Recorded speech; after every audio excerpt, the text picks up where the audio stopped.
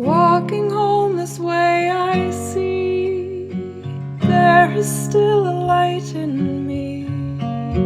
Carry onward thankfully and let the light see what it sees.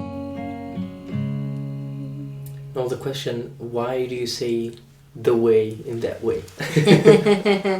Yeah. Like in German we always say like Initiationsweg or Einweihungsweg. Can you translate that?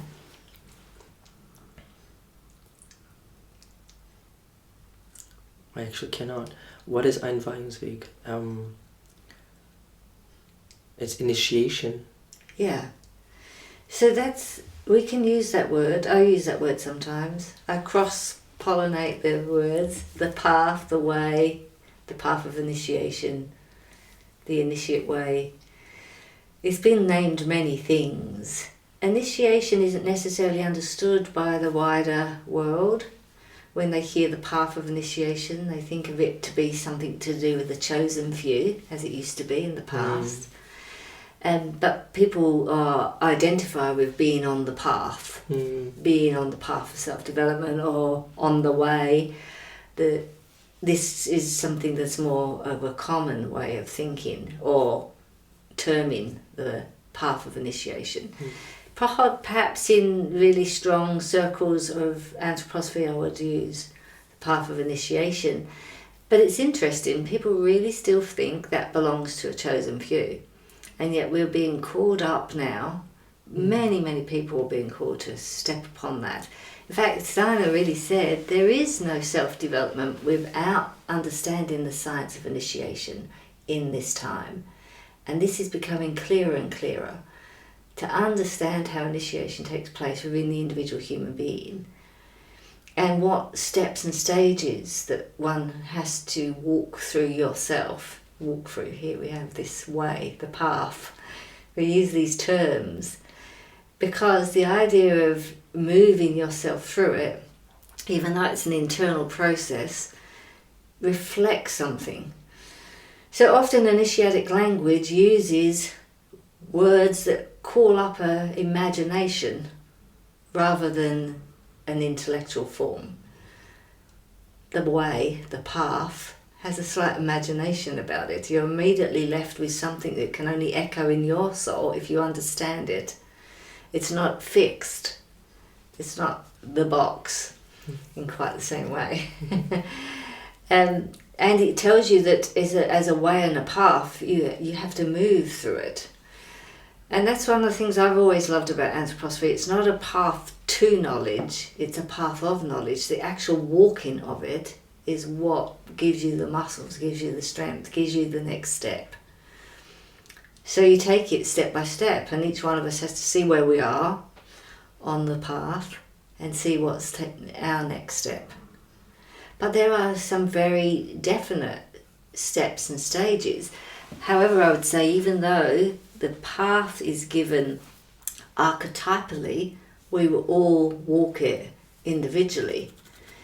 And so there are certain things that you come across and you really wonder, has anyone else experienced that? And then when you can find it in the archetypal path, there is more of okay, it's all right, this is actually a part of it. But I may experience it quite uniquely. And you may have had this experience yourself where you read something that a great teacher, initiate, has brought, and then when you have an experience, you're like, that's what they mean. But I would never have worded it that way.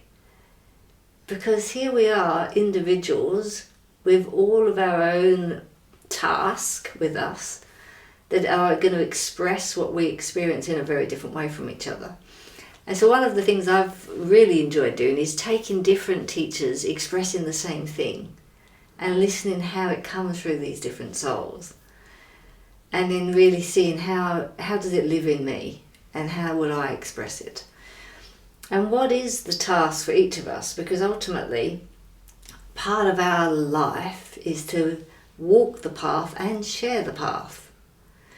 Because what you bring to the world through you walking the path is completely unique to your unfolding. And I think we're at a time where there's a need for us to to share what we're experiencing on this path of development, because it is a collective journey. It's no longer for the chosen few. And the more we can share and help each other on the way, the more useful we're going to be to the collective movement forward in what seems to be an ever-increasing challenging time. Okay, so I know that there is this kind of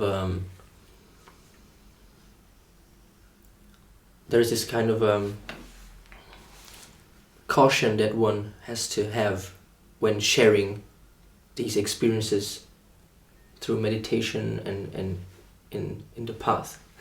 Yeah. And what is it that, when is it that I start sharing something, or should I share something? And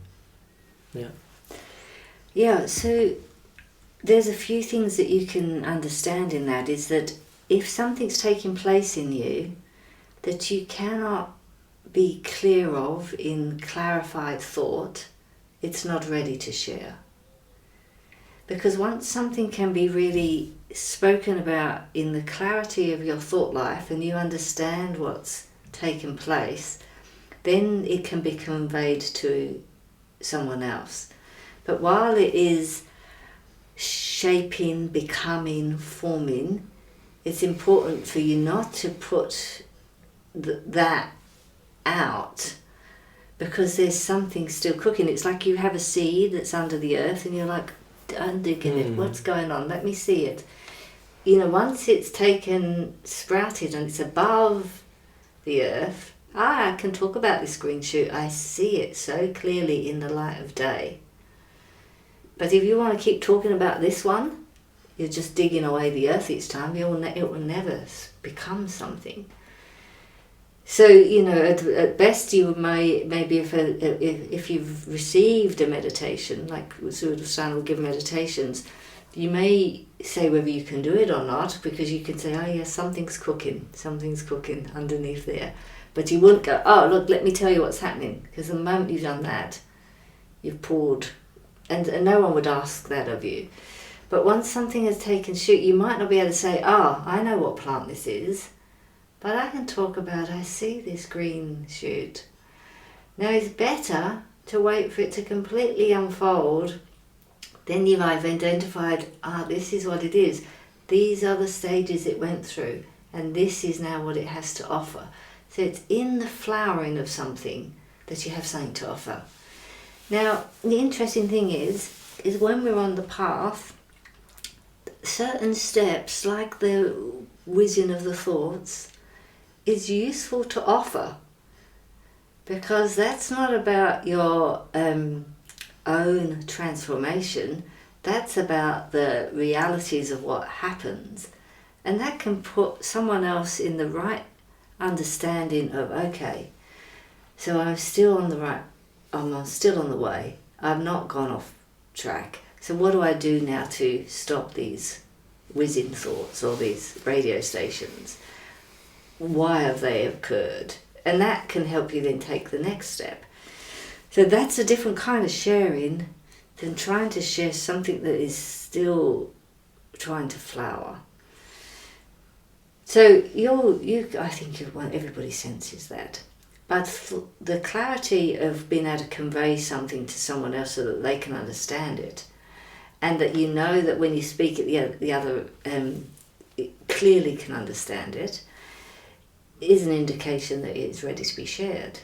But if you're saying something like, I've got this thing and I'm not sure if it's this thing, but you know, sometimes people are unsure of the right keys that they need to move forward.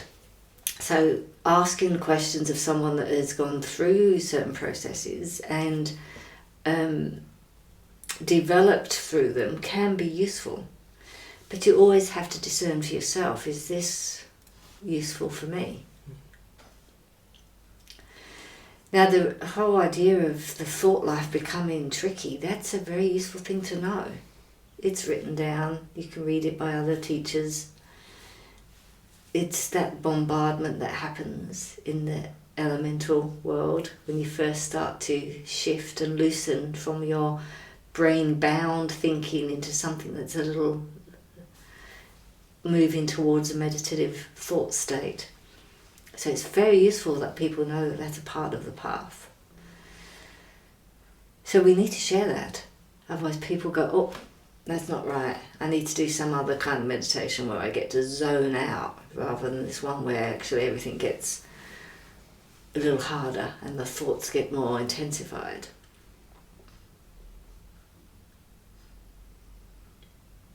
I think I've been through this process where you were talking yesterday about this meditating and having no thoughts there, and then like, okay, is anything gonna happen? And there was one time when I felt as if I would be touching something really with my hands, like this black wall. Yes. It's like just, whoa, what is that? Like Yes. it was once only and very strong. And I still haven't figured out, like, and after that I didn't do that anymore, like that kind of meditation to like clear everything out, because I thought like there is a wall there, I need to get the wall away, like I need to cross that somehow, but it's just so it appeared to be like, and I thought like what is that actually? Yeah. You know? Yeah. So this is what's so interesting about this step, and this is worth us sharing because it's such a common process. I've been working with hundreds of people and very many people get to this stage, but it is a stage.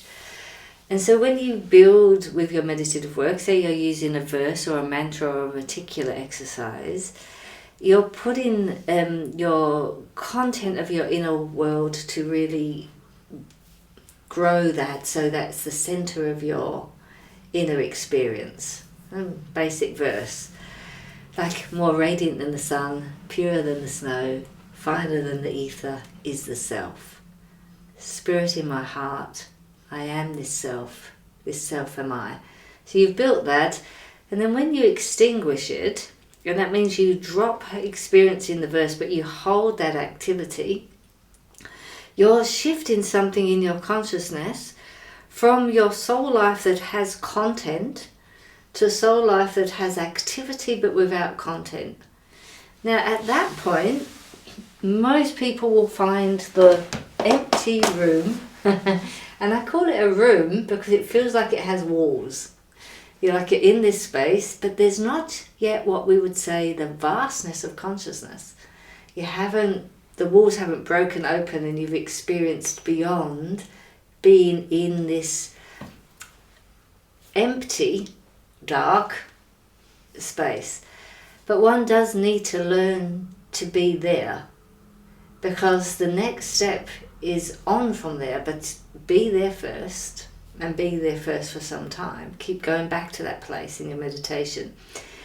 And what you begin to see is thoughts are the content in that room, but your observer witness is the walls around that room. And you want to just be able to hold that place more and more consistently and strongly. And then your soul will get ready and prepared to move beyond those walls. But it takes time, it's a preparation, because that point there's a huge shift in the inner world from your consciousness of self being united to the self that you know, and the consciousness of self that changes when those walls drop. So you do want to go there each time in your meditation. And if you can go there and hold there, maybe 5 minutes, maybe 15 minutes, it doesn't have to be long. But once your soul life acclimatizes to that place where there is no content, but there is still presence of consciousness, then it will build to be able to drop the wall. Try to drop the wall too soon and you will come out. You won't want to go there. You'll recoil from that. Now that space, that room with the walls, that's a very important stage. Stay with that until you feel like now I can hold that out of my will, then you're ready to take the next step. And then you want to extinguish even the activity. So you've extinguished the verse, the word, the symbol, whatever you're using, but you're active there. And that's why there's still presence in the space. Then to extinguish that activity altogether is the next step. But wait on that until you can hold this observer in the nothing.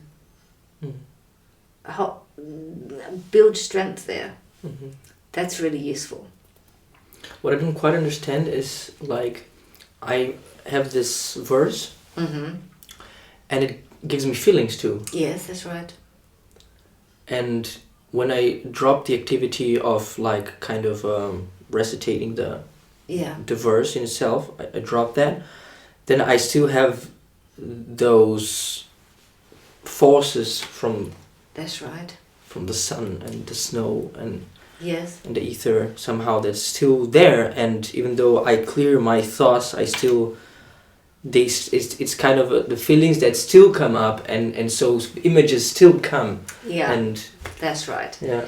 So therein, this is really important. So this is where you keep wanting to extinguish. Because until you can hold that room, you don't know if those images are associative. You don't know if they're actually coming from something within yourself.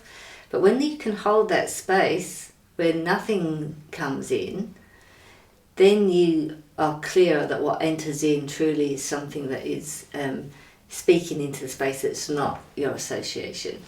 So these feelings that you're experiencing, see if you can take them out of as your thought stops thinking, there is an activity that allows you to think.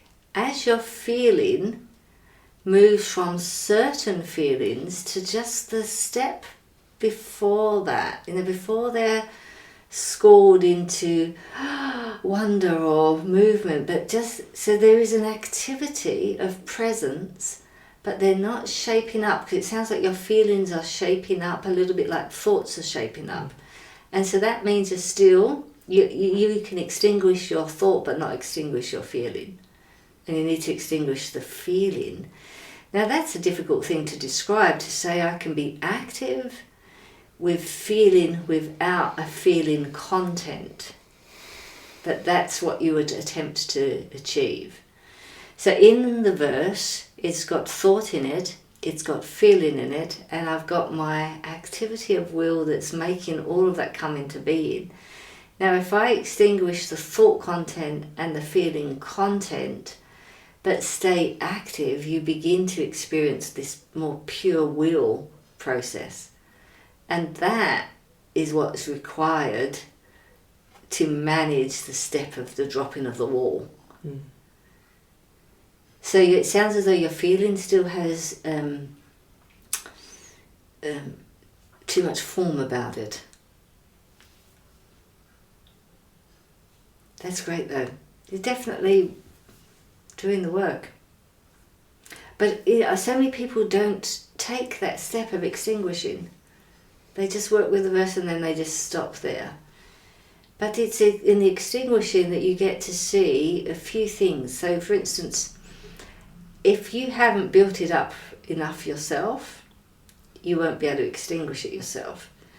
If the feeling is being offered too much by the picture and not out of your own activity, it will keep slipping back in and creating more pictures.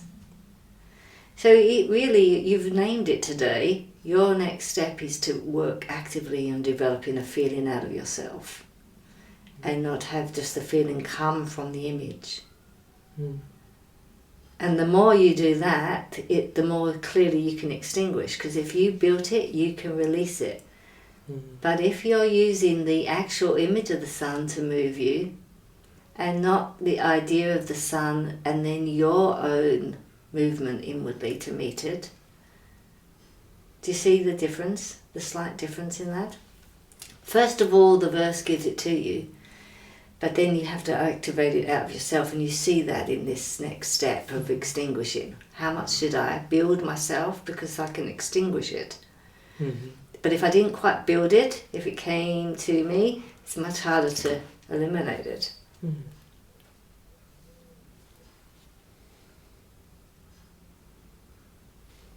Oh, I'm gonna try that later. Yes, try that later. But look, I would definitely go there, because it's there that it's beyond there that everything takes place across that threshold.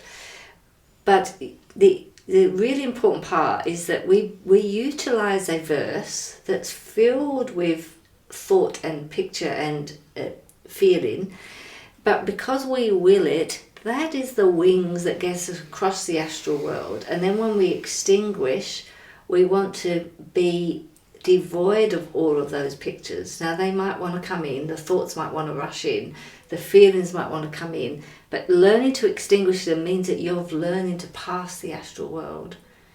And that is really important.